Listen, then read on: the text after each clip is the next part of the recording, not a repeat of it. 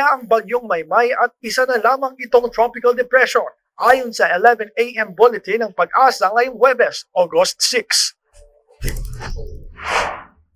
Huling namataan ang sentro ni Maymay sa vicinity ng Tanudan, Kalinga.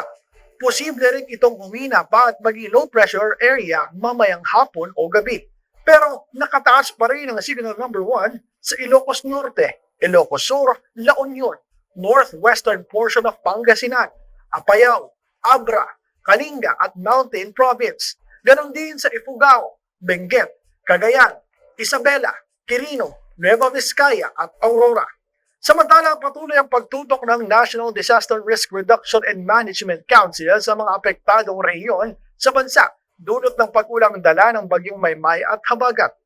Sa datos ngayong umaga, pumalo sa 23,146 na pamilya o katumbas ng 80,633 na individual ang apektado ng sama ng panahon.